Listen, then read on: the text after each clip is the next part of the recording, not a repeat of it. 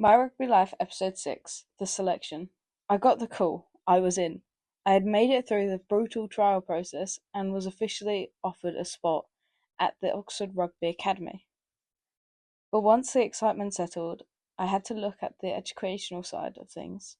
After speaking with Jazz, it became clear that A levels would be extremely difficult.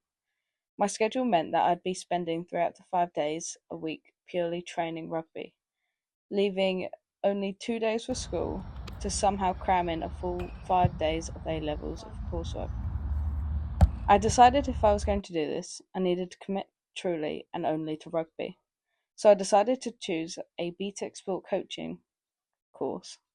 It kept my future options wide open, and university was still very much on the cards, provided I could still hit a triple distinction and score enough UCAS points. With my future sorted, I went into overdrive. I was working out 5 to 6 times a week, juggling training with Dartford Valley and Kent. On top of that, I was still grinding behind the scenes with George and my dad. Because my dad is a professional boxing coach, he expertly managed my strength and conditioning schedule, making sure I was getting the maximum results without putting myself for a risk of burnout or injury. And the results spoke for themselves. I was lifting massive weights in the gym, managing to deadlift over 120 kg. I also started tackling hill sprints. When I began, they took me 17 seconds, but I managed to smash that down to just 12 seconds. I'd passed the Oxford trials, but the truth was they hadn't even seen my best yet. The strongest parts of my game have always been my heavy tackling and smashing right through people on the carry. I couldn't really show that off in the trials since they focused mostly on non-contact technical skills, like rucks.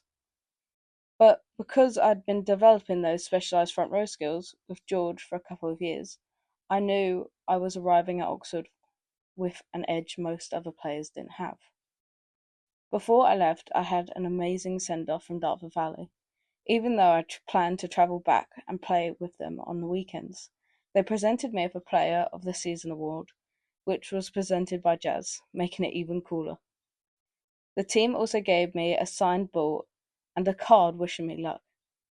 I was ready for the next chapter. Make sure to check back for next week's episode 7 to see what happens when I finally arrived at Oxford. See you then.